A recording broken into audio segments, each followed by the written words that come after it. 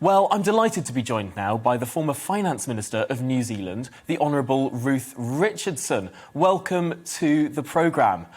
You spearheaded pro-growth market reform in your time running New Zealand's economy in the 90s. Does this deal live up to that spirit?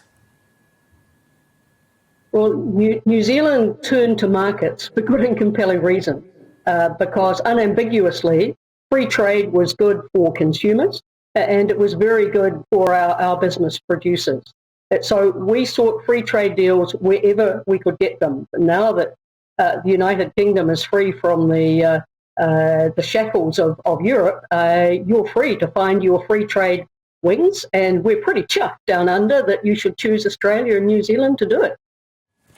These seem to be pretty comprehensive trade deals. We don't know all of the particulars yet, but from the detail that we have seen, there are going to be a vast array of goods that are going to have tariffs absolutely slashed completely away. Tariffs currently run between the UK and New Zealand in some areas as high as 10%.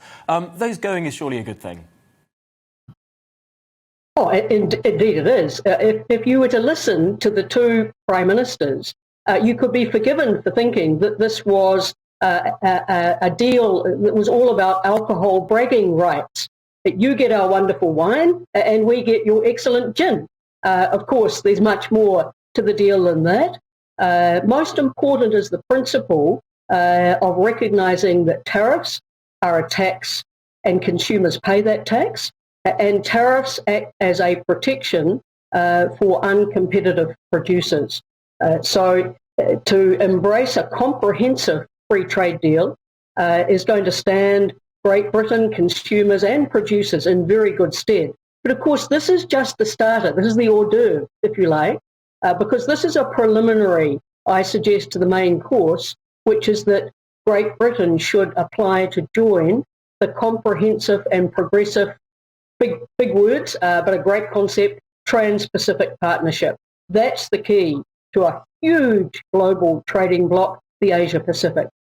And that deal, that CPTPP deal, was explicitly set up to really counterbalance China in the region. It's really interesting looking at a map of the Indo-Pacific and all the countries that are members of the CPTPP. Two big countries stand out. America, which may or may not be rejoining, but also China, not a member of that big deal. A really interesting strategic thing to do as well as an economic thing to do. But I want to put to you, Ruth Richardson, that there are some people in this country who say that tariffs on foreign imports, even though they may make goods and products in this country more expensive, they're useful in terms of protecting domestic industries. What would you say to that? All you're doing with protecting is that you are conferring privilege on often an uncompetitive set of producers and sending the bill to all the consumers. So tariffs and protectionism have had their day and have found to fail the critical test. Do they advance more, if you like, dynamic, innovative practices by producers? And do they lead to high quality but really well-priced goods for consumers? I mean, New Zealand is the poster child for signing up to free trade. Our farmers have farmed without subsidies for the good part of 40 years, and we beat the pants off most agricultural producers because there's every incentive for us to face markets and not ministers. I wonder to what extent it is actually the case that there are so many bottles of New Zealand wine and New Zealand lamb in our supermarkets over here because your farmers don't take subsidies, rather than in spite of that. That reform that your country went in the late 1980s and early 1990s seems to have really spurred your farming sector, your agricultural sector, to become a global leader. That's true. It lit the competitive light under farmers, and they went for it, and they were highly innovative. So if you look at New Zealand agriculture, we are producing more with less because our farmers have become much more innovative, used technology, really pushed the boundaries of technology on the farm, and all the while knowing that they had to produce at high quality goods at really competitive prices, and they didn't have the crutch of a subsidy to rely on. That crutch proved to be their undoing, and our farmers have always been free marketeers for the reasons that, Great Britain producers find very attractive. You can get high quality Canterbury lamb, where I come from, in your London supermarket.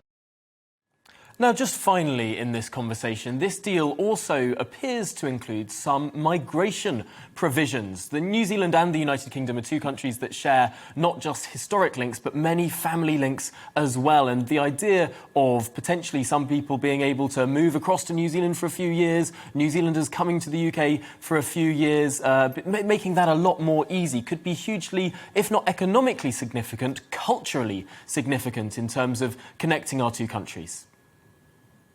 Well, just as free markets are a culture, so too is what's called the overseas experience, the OE, that traditionally young people down under, New Zealand and Australia, have in Great Britain.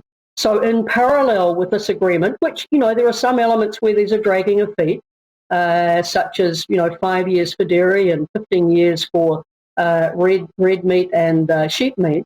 But nevertheless, in parallel with this agreement in principle, there's the expectation that this free flow of young people will resume between Australia and New Zealand and Great Britain. I think it's 3 years working respectively in either of the countries for people under the age of 35.